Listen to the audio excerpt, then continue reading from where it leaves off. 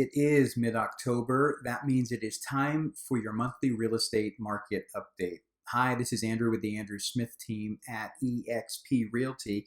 And let's start this month with the news, at least the news that I've been getting related to the economy and the real estate industry and overall what's been going on.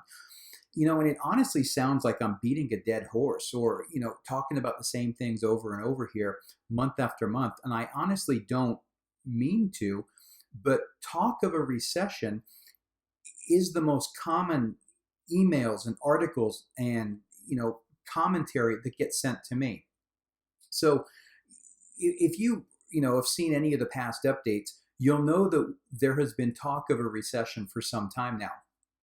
But if you saw, I just watched one of my updates from a few months ago, and the consensus was that there would be a recession in late 2019 or early 2020.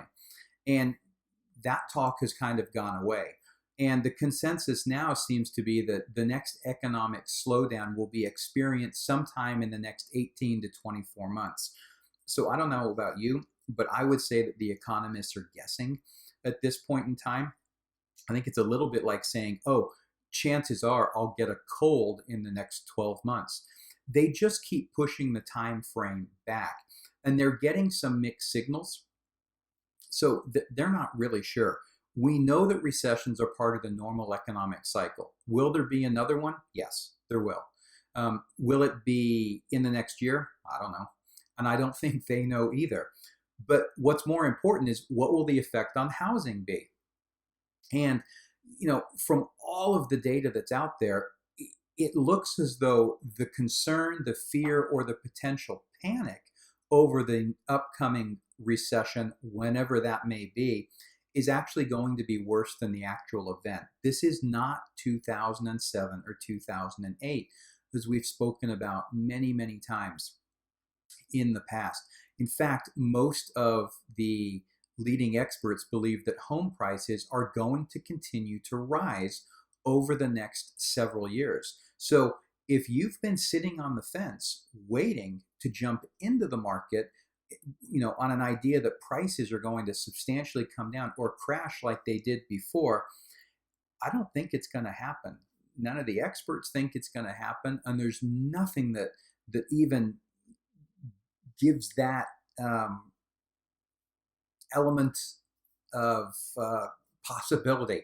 Couldn't find the words there. Element of possibility that's likely to occur.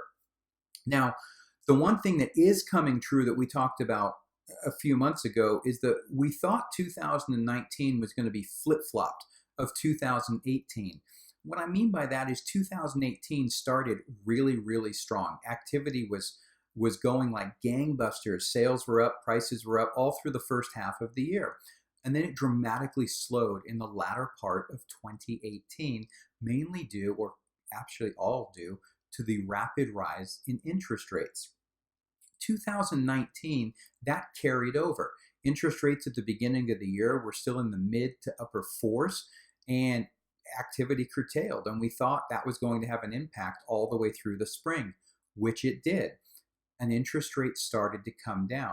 So the prediction was that the second half of 2019 would actually be strong, and sales and activity would increase, making it the opposite of 2019. And that does seem to be the case. So why is that? Well, interest rates. A lot of it has to do with interest rates and how that plays into affordability. Interest rates right now are a full point to a point and a quarter lower than they were a year ago. So that's caused a lot of people to jump back into the market. Household income has been going up. It's continually been going up for the last few years. But what has also been going up is rent.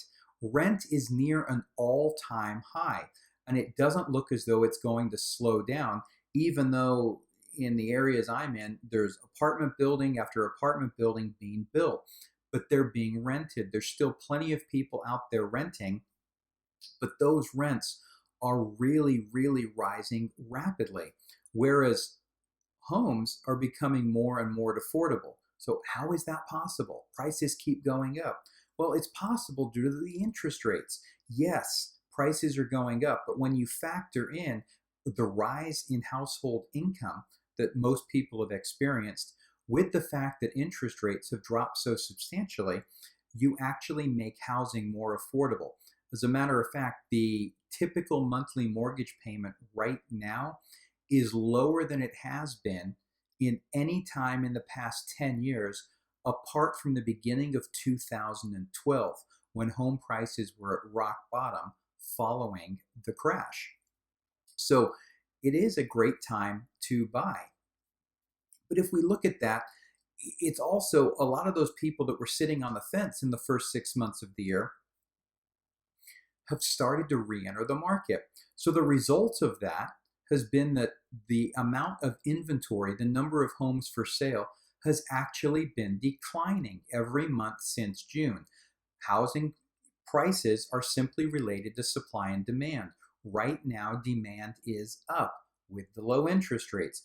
Therefore, more people are buying and the supply is getting constricted. So supply is starting to come down, which is only going to fuel price appreciation going forward.